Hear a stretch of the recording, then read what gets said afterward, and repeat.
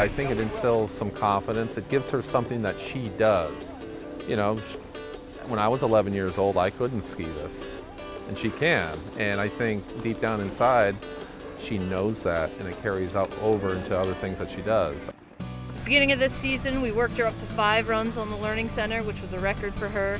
And then over vacation week, she all of a sudden decided she was missing too much by sitting inside, and one day she skied 12 runs, and then a couple days later she skied 20. So big progress for her. I think it's brought a level of confidence that she probably normally wouldn't have gotten doing anything else. I mean, a lot of people are scared of skiing. She's not, and she's actually starting to get pretty good at it. When we first started doing this event, it was very challenging to find an organization that had the manpower and the equipment to be able to handle a group of our size. You know, in talking to different ability programs, a big group for them is 4 or 5 kids in a day. On our first year that I called Sue Tatum, you know, I told her that I wanted to bring 50 kids, and she's like, wow, sure. Many of the kids here today, about a third of the kids have never skied before. And some of them are extremely sick. So this is something they look forward to all year. And quite frankly, they've never been able to do this before in their lives.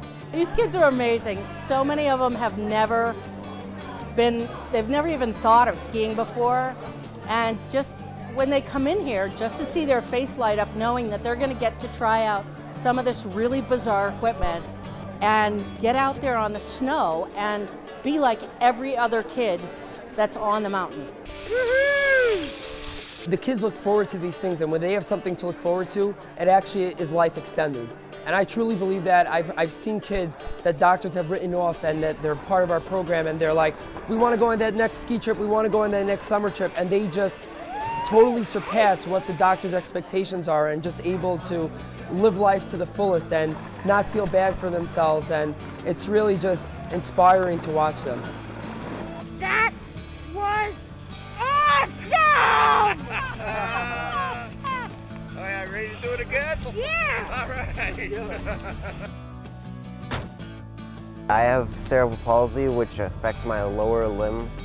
So like from my waist down, I have extreme muscle tightness and spastic jerky movements instead of fluid movements like a regular person would have. Andrew started skiing about the age of 7, and he was kind of ugly at first.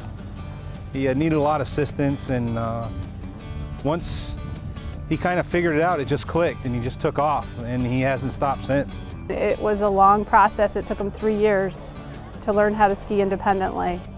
But he never gave up, and I never gave up. Now on course, number 11, Andrew Harrigan.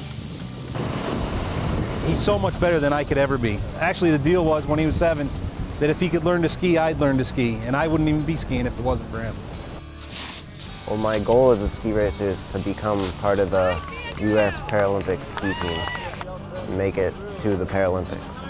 AbilityPLUS is a great program that's helped me grow as a skier. They've helped me advance so much through my skiing. You just see the smiles on their faces, and they're getting out doing something they never imagined they would be able to do. I actually heard a family tell me life-changing this year. They didn't realize the potential that their son had. We've got fathers, mothers, kids, all that can finally do an activity together. So they really enjoy that, and that's what it's all about, is skiing with families and just bringing them back together.